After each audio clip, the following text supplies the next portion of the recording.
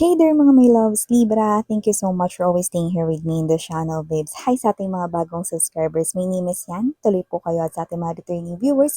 Thank you sa inyong walang sawang love and support for me. And yun nga, kung hindi niyo pa knows mga mahal, mayroon pa po tayong other channel. Link is down below sa ating description box. So if you're interested, no, at hindi mo pa na-try na tumambay dyan, click lamang yung link para mapunta kayo dyan at nag-upload din po tayo ng araw-araw na collective readings for all signs. And yes, before we start din, no, reminders muna as na hindi to for everybody. So just pick up only the messages you think are for you.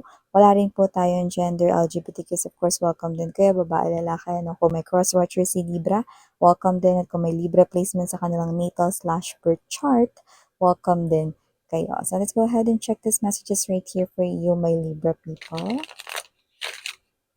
Happy Sunday, everyone.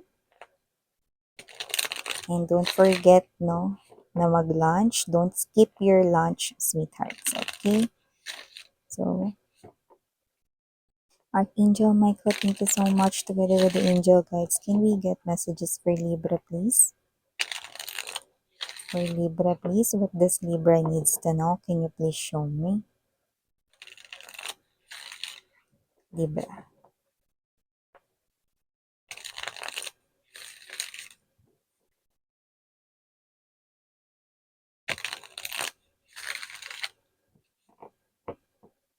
Okay, so let's go ahead and check these messages right here for you, Libra. So, guys, you do have here the energy of Knight of Cups, Page of Cups, Five of Wands, Two of Coins, Eight of Swords, Lovers, bottom of the deck, King of Swords, Nine of Cups, and the Tower.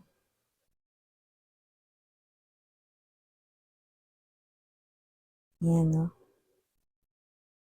Ganun talaga, dumadating talaga sa punto mga babes, no, na parang may wini-wish tayo tapos nagkakaroon tayo ng change of mind, which is nakikita ko na posibleng nangyayari na to ngayon sa kasalukuyang panahon na pwedeng iba mangyayari pa lang.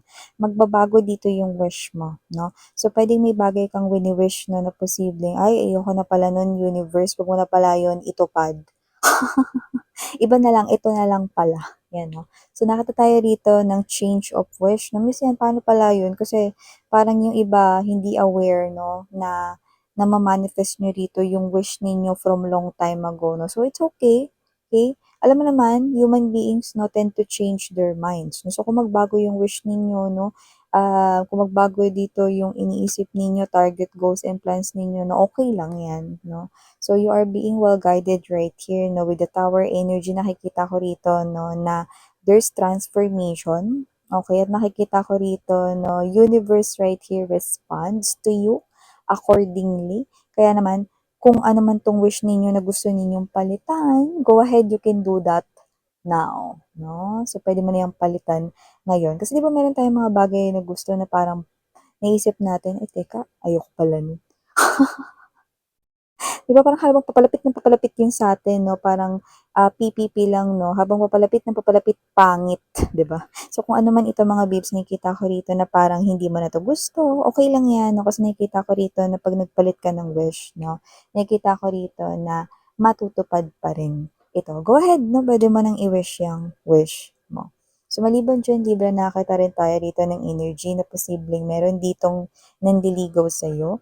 Or kung hindi man 'to nanliligaw sa'yo, basta bago, new energy 'no, puwedeng potential, love interest 'no. Pero nakikita ko rito na parang hindi ka pa gano'n ka-sure sa kanya. So, may pagdadalawang isip pa tayo dito with the Knight of Cups energy and the Two of Coins. Pero okey lang 'yan 'no, hindi naman kailangan magmadali dahil una sa lahat wala namang taxi sa labas.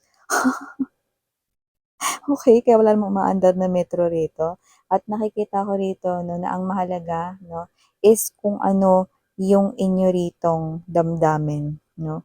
So, kasi nakikita ko rito na parang hindi pa kayo sure sa kanya na okey lang 'yan 'no. Kung gusto niyo pa siyang kilalanin then go ahead, you can do that. Eh, miss yan, paano naman ako, wala naman akong kapunik. Yung sinasabi mo diyan na may bago dito. Kasi nga yung iba sa inyo mga babes parating pa lang siya rito 'no. So, nakikita ko na may itsura siya na okey naman siya pagdating sa kanyang physical appearance, pasado naman siya sa inyo 'no, like type niyo naman siya 'no, pero may energy kayo na parang, "Ay teka lang, nararamdaman ko na parang puwede naman kami," or yung iba sa inyo nararamdaman ninyo 'no, na puwedeng may gusto siya sa inyo 'no, lalo na kung wala pang as in talagang pag-uusap 'no, pero nakikita ko rito na parang, "Ay teka lang, kilalanin ko muna siya."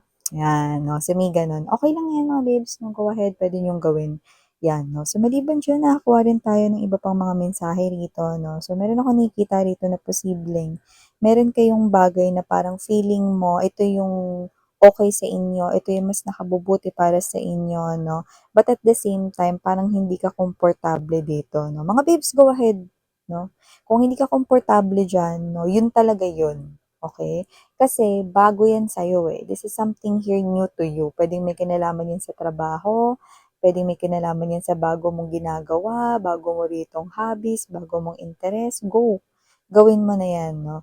Kasi nakikita ko na 'yan, bagay na 'yan 'no, ay talagang nandiya-diyan para turuan kayo rito na maka-adapt sa mga bagong bagay. Kasi mas marami pa yung mga bago na darating sa buhay ninyo 'no, kung saan parang ito ay practice ngayon 'no, pina-practice kayo rito 'no, to be disciplined enough and at the same time para mas ma-juggle 'no, alam mo 'yun?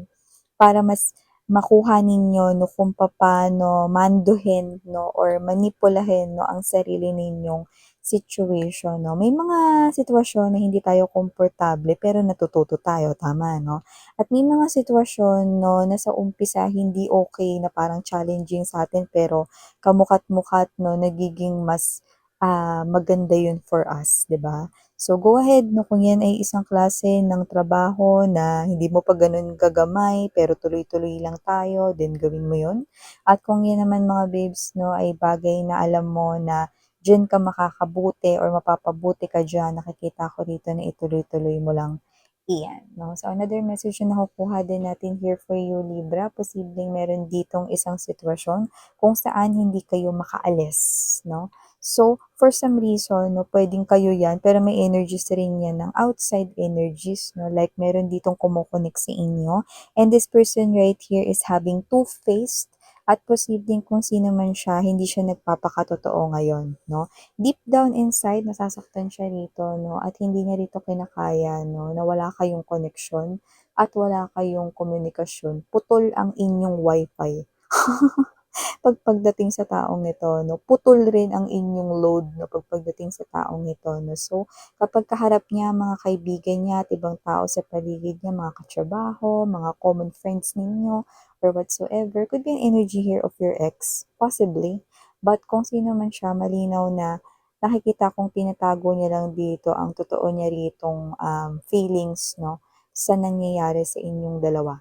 Hindi niya talaga as in gusto 'no, na wala kayong komunikasyon, pero wala rin naman siya ritong magawang aksyon 'no. Medyo kasi may energy siya rito mga babes na posibleng may humaharang sa kanya kung bakit hindi siya rito makapag-usap sa'yo at puwedeng tao yun kasi may, silhouette energy tayong nakikita na silhouette, parang anino, gano'n 'no.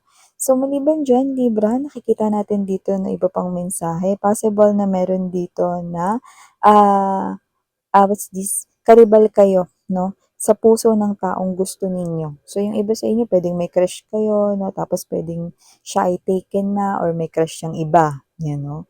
Or nakikita ko rito 'no, na kung sino man ito possible rin naman na puwedeng ka-in relationship mo na 'to 'no, pero parang feeling mo nakikipagkompetensya ka. Puwedeng yung kakumpitensya mo ay yung trabaho niya, yung schedule niya, or baka sarili niyang pamilya. May gano'ng klase rin ng energy rito 'no, pero hindi ibig sabihin na hindi ka niya mahal, you know, kasi mahal na mahal ka niya. Busy lang talaga siya rito mga babes 'no, babawi yan sa'yo 'no, bumilang ka lang talaga dito ng ilang kembot 'no, love ka niya 'no, yun ang nakikita ko dito. So, no need to worry, okey?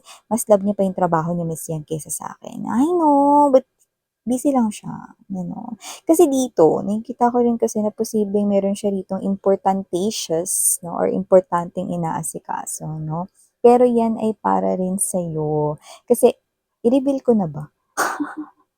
Kasi parang meron siya ritong, gusto ritong ma-hit na quota, kung 'yan man ay entrepreneur, negosyante ba siya or may business or puwedeng nagtatrabaho pero may business din. Kung ano 'yang ginagawa niya para 'yan din sa'yo. Lalo na yung iba dito 'no, na parang, yung iba nakapag-propose na sa inyo, may lumabas din dito na kung kailan nakapag-propose ta's parang hindi naman nagkakaroon ng time or nawawalan ng time sa inyo, mali kayo kasi ito ay para sa inyong future. Kasi malaki-laking pera 'to 'no, na kapagka yan ay na-score niya, eh, di mas mabibigyan niya kayo rito ng isang napakaganda at magarbong kasal, yan na may gano'ng klase ng energy 'no. So, kung busy man siya rito 'no, ginagawa niya 'yan lahat para sa inyong future.